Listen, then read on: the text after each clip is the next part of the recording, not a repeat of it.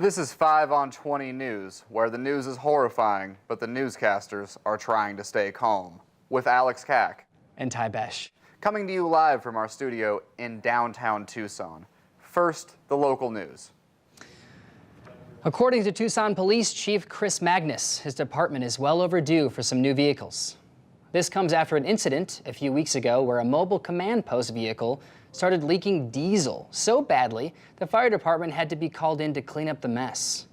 The chief is counting on the Tucson City Council to put up a half-cent sales tax increase on the ballot for next May to alleviate some of his department's financial woes. $30 million of the estimated $50 million raised from the proposed tax increase would go toward equipment for the police and fire departments. Magnus estimates 63% of its patrol vehicles are in need of replacement. But his wish list doesn't end with cruisers. The department also is looking for new tasers, ballistic vests, and body cameras. Emphasis on body cameras. Forget about the alleged war on Christmas. Arizona Republicans are drawing a line in the sand in the new war on the American flag. Senator John Kavanaugh is hoping to make the theft of an American flag a felony offense. Under the current law, the theft of anything valued at less than $1,000 is a misdemeanor, punishable by 6 months in the county jail and a $2,500 fine. SB 1009 would increase the penalty for American flag theft to a year in state prison and a $150,000 fine. That's regardless of which third world sweatshop the stolen flag was manufactured in. Kavanaugh's proposal would only deify the American flag. State flags, U of A flags, and any other flag or banner will still be up for grabs for a minimum punishment. With one vote, the Arizona legislature can destroy the game of capture the flag forever, which, let's admit it, was their true intention all along.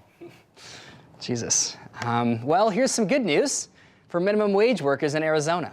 Maricopa County Superior Court Judge Daniel Kiley has upheld the wage increase promised into Proposition 206. The Arizona Chamber of Commerce attempted to temporarily halt the wage increase last week as a part of their lawsuit against Prop 206, which will raise the minimum wage to $10 an hour on January 1st and $12 an hour in 2020. Chamber President Glenn Hamer, channeling his inner Mr. Potter, calls the initiative sloppily written and says it's unfair to package paid time off with a wage raise. Luckily, there is a whole team of George Baileys on the other side looking out for the folks who do most of the working and paying and living and dying in this community. We tried to reach out to a minimum wage employee for their reaction, but they were running late to their second job. We left a message with one of their many roommates. A state commission is letting companies who violate safety laws get off easy. An investigation by the Arizona Daily Star found that the Industrial Commission of Arizona, appointed by Governor Doug Ducey, routinely grants businesses a lower fine amount when requested by that offending business.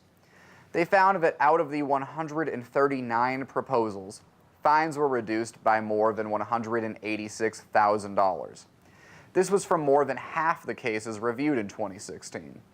The reductions hadn't been discovered because of a quirk in state law.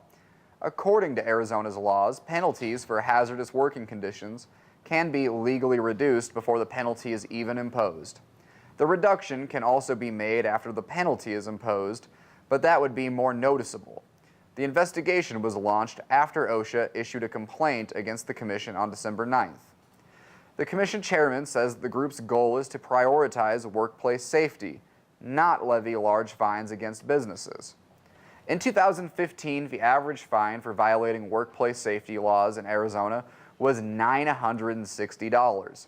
This is 40% lower than the national average of about $1,600. The fine for workplace injuries was just under $2,800, 70% lower than the national average. Critics say that this makes it so there's no financial incentive for businesses to protect worker safety in the state. The commission rejects this notion, pointing out that businesses do promote safety, citing that one time a business owner created a jingle called "Please avoid the sharp jutting metal thing." One of my favorites, actually.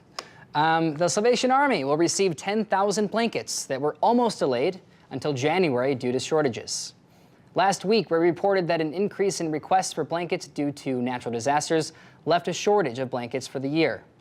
Renewing wasn't possible without an act of Congress. Representative Martha McSally ordered the blankets to be delivered by the Homeless Blanket Program. The blankets will arrive at the Salvation Army on December 27th, just in time for the arrival of winter here in Tucson. While we might not see eye to eye on a lot of issues, I do want to thank Representative Martha McSally for taking swift action with this one. And I wanted to take a moment to talk about the program you're watching right now. Here at 5 on 20, we're undertaking a new kind of citizen journalism. We're giving you the news as we see it, and we want more people to speak up with us. We need writers, hosts, anchors, camera people, sound people, the whole gamut. The times require a new way of informing ourselves, so join us. Do it, and do it now. Email us at info@creativetucson.org to get involved. And if you think that there's a story we're missing, a person we should interview, an upcoming event we should cover, or have any news tips for us, shoot us an email to info@creativetucson.org. We're here for you, and we want to cover all stories from all points of view, so don't be strangers. And now, in national and international news. The Russian ambassador to Turkey was shot dead at an opening of an art show today. Russian Ambassador Andrei Karlov was a veteran diplomat, spending the majority of his career in Moscow. An Associated Press photographer captured this picture, while others ran for cover. The photo shows the assassin wearing the unofficial uniform of the secular Turkish state. He is said to be shouting in Arabic, quote, "God is great. Those who privileged aligned to Muhammad for jihad, God is great." And in Turkish, quote, "Don't forget Aleppo," and also, quote, "Only death can take me from here." The assailant did die after 15 minutes of gun battle with the Turkish Special Forces. And in other international news of violence, a truck crashed into a Christmas market in Berlin today. 9 people were killed and many more were injured. According to police, a suspicious person has been arrested, and the White House has referred to the incident as a terrorist attack. Barack Obama already set the record for presidential pardons, but with a new wave of decisions, he has set the record for most acts of clemency in a single day.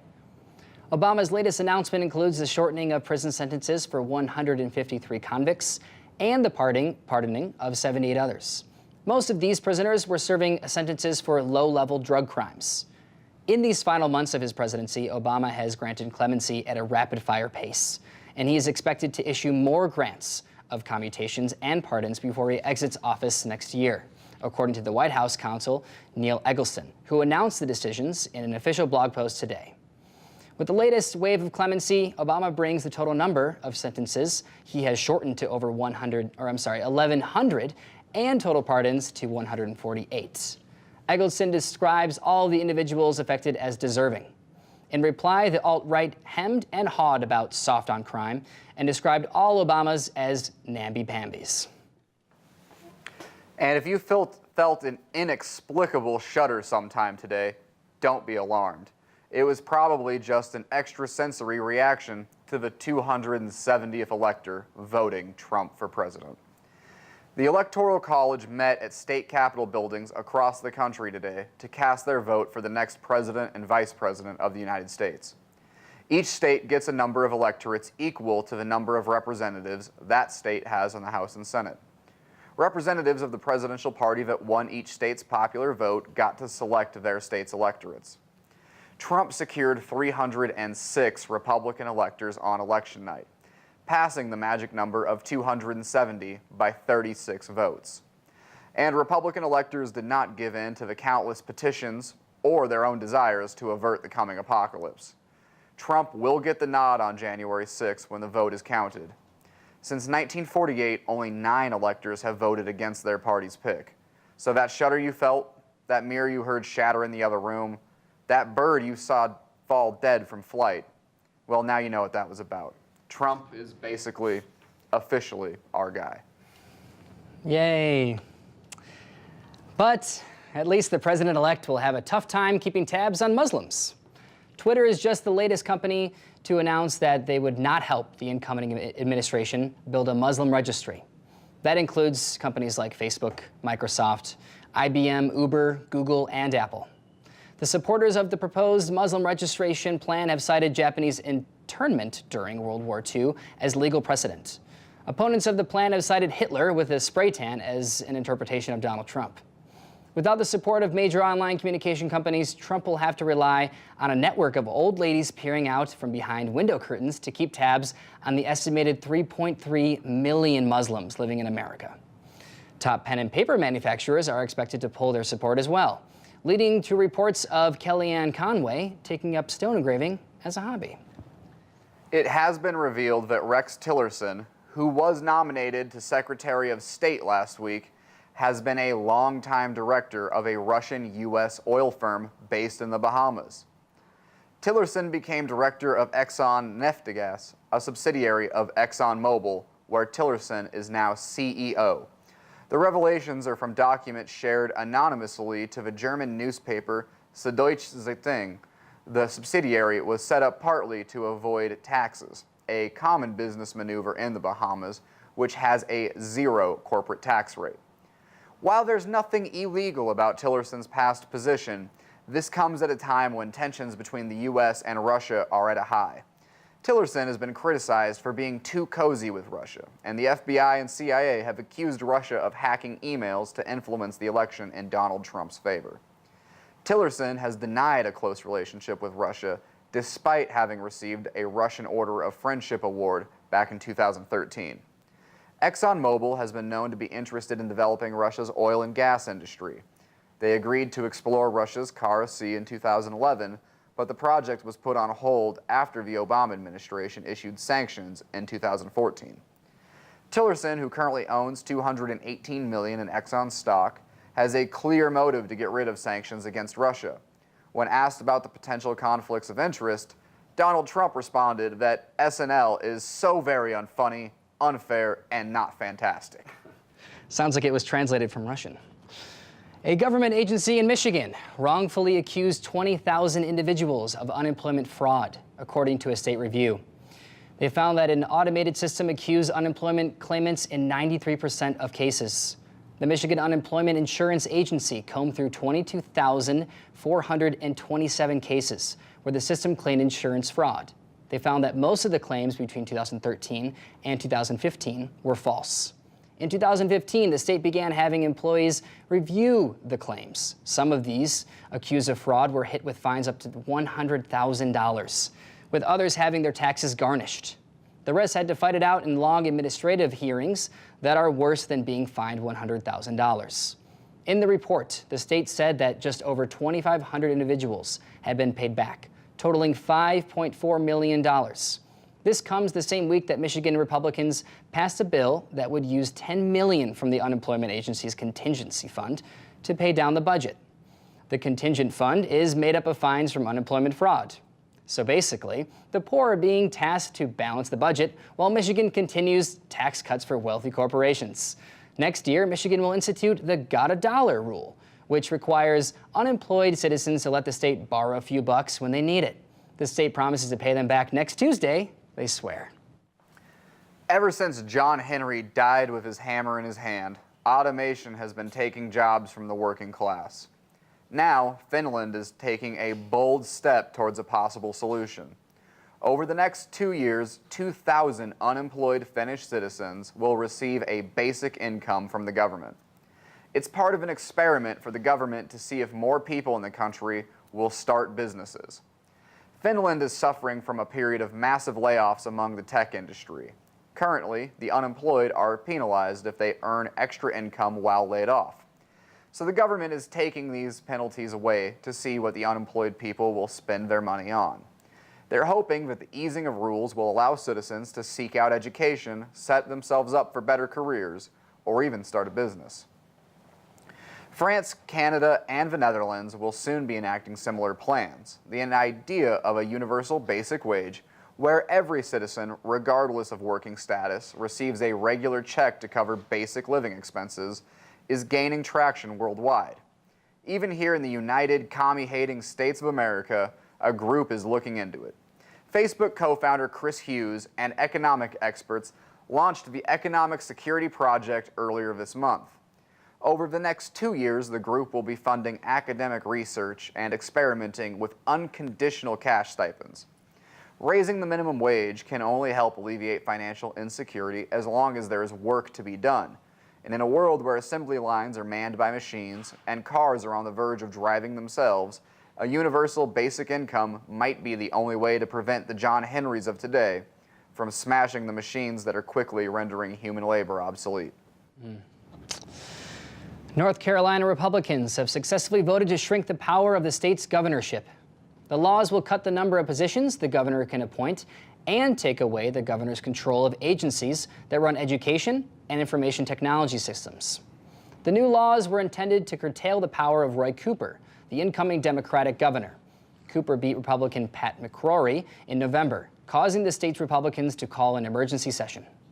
Critics claim that the move serves no purpose besides robbing the state's Democrats of decision-making power. The most extreme law would require Cooper to subject all cabinet appointments to Senate confirmation. This would slow down the process of government and prevent key positions from being filled quickly. The new laws come shortly after North Carolina Republicans were able to weaken the 1965 Voting Rights Act by requiring strict voter ID laws. Critics say that the ID laws discriminate against the poor and people of color. Republicans charge that voting fraud is a serious problem, despite there being no evidence of widespread voter fraud from the 2016 election. The state's Republicans seek to further amend the voting system by requiring Democratic districts to vote in underwater hovels, only accessible by submarine. Rogue One might have had the second best December opening weekend ever, but the film's entrance into the world was not without a bit of Twitter hubbub. The alt-right attempted to create a Rogue One boycott with the hashtag #DumpStarWars. So what were the reasons for this sorry effort to get the public not to see the film of the season? Because it is so-called feminist propaganda. A group of conservatives were angry that the film carried messages against racism and sexism and took to Twitter to start a movement. These alt-right crusaders spread rumors that sections of the film were reshot to include anti-Trump messages, and they didn't give up the fight after the film broke box office records. Alt-right journalist Mike Cernovich tweeted yesterday that the film was not a huge hit, using how it stacked up against last year's Star Wars as evidence. So here are the facts. Rogue One took in $155 million and secured the second best December opening weekend of all time.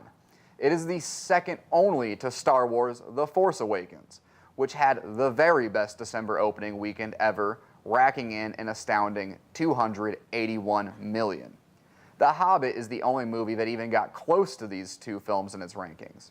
The Hobbit, An Unexpected Journey, made $85 million back in 2012.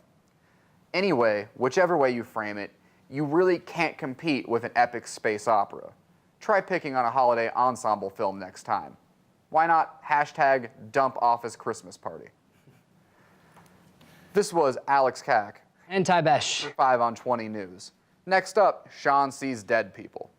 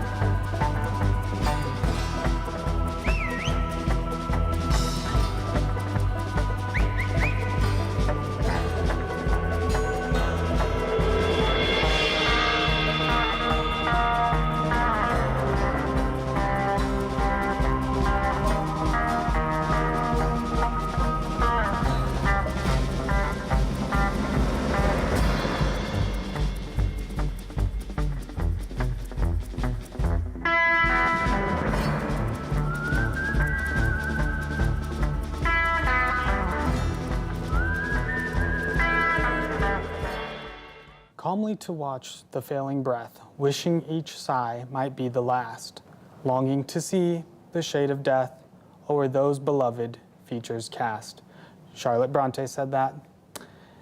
As we begin to put this year away, I will talk about who died today. Actually, that's not true, so let me tweak. A couple of folks died this past week. One died very young, but authored a book. One could read a whole page in one single look. One ran a studio, he was a Western producer, and a Hungarian-American audience seducer. Let's go. On this day, in 1848, English novelist and poet Emily Bronte died at the age of 30 of tuberculosis. She was the younger sister of Charlotte Bronte from our opening quote today, also a writer. She wrote many poems, but famously published only one book, Wuthering Heights, now considered an English classic. It was first published in 1847, originally under the pseudonym of Alice Bell. It tells the story of a young man on retreat who gets snowed in at his landlord's strange country home. He is forced to stay the night and is visited by a ghost named Catherine in his sleep. English singer-songwriter Kate Bush adapts the story from Catherine, the ghost's point of view, in her 1978 single, Wuthering Heights. What intonation is wuthering? Well, it means blustery and turbulent and often describes the fierce, noisy winds that blow across the moors, which is where the story is set. I sometimes forget what the symptoms are of these older diseases that we don't encounter very much in the modern world. Tuberculosis is an infectious bacterial disease characterized by the growth of nodules or tubercles, primarily in lung tissue. Victims of the disease often cough blood. While this is what eventually killed Bronte, her health was most likely weakened by the harsh local climate and by unsanitary conditions at home in northern England, where water was contaminated by runoff from the church's graveyard. While at her older brother Branwell's funeral, Emily caught a severe cold which quickly developed into inflammation of the lungs and led to the tuberculosis. Bronte was said to be a mysterious figure with a touch of the macabre. In one quote, we understand that she might have been vocal about gender equality. In this quote, I also feel is both inspiring and macabre. What our souls are made of, his and mine are the same. Both men and women have souls, I guess. Duh. On this day in 2009, American savant Lawrence Kim Peake died of a heart attack at the age of 58. Peake, who went by Kim, was often called a mega savant for his exceptional memory. The 1988 movie Rain Man, starring Tom Cruise and Dustin Hoffman as the fictional savant Raymond Babbitt, is inspired by Kim Peake's life. Peake's special abilities started early, around the age of a year and a half. He could read both pages of an open book at once, one page with one eye and the other with his other eye. This style of reading continued until his death. His reading comprehension was impressive. He would retain 98% of the information he read. Since he spent most of his days in the library with his dad, he quickly made it through thousands of books, encyclopedia, and maps. Though he was strongly introverted, he did not have difficulties with social understandings and communication. Therefore, he was not autistic. Instead, his special abilities came from the lack of connections between the right and left hemispheres of his brain. This rare condition is often called split brain syndrome. Another anomaly that people with split brain syndrome usually have is split personality disorder. Peake did not. And as you may have heard, yesterday, Hungarian-American actress and socialite Zsa Zsa Gabor died of a heart attack at the age of 99. Gabor and her two also famous sisters, Eva and Magda, were all born in Budapest, but later immigrated to the United States to begin working in film and television. Zsa Zsa was famously married 9 times, having divorced 7, and that was throughout her life. And this led to her great wisdom of marriage and men. You never really know a man until you've divorced him. And I'm a marvelous housekeeper. Every time I leave a man, I keep his house. Are examples of these wise words. She also called everyone darling, like that with like an H. Her reason is, I call everyone darling because I can't remember their names. In her lifestyle video series, It's simple, darling. Gabor teaches us that maintaining a thoughtful and healthy lifestyle is simple if you have bodybuilders as manservants to stretch your body for you as you flirt with them. Here's a taste.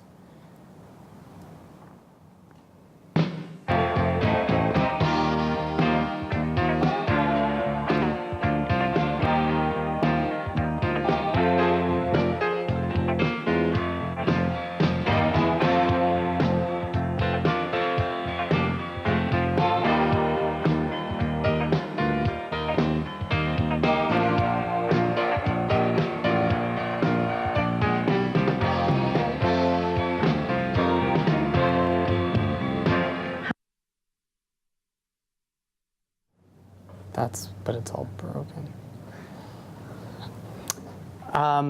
So author Gerald Frank, who helped Gabor write her autobiography, says that Zsa Zsa is unique. She's a woman from the court of Louis XV who has somehow managed to live in the 20th century undamaged.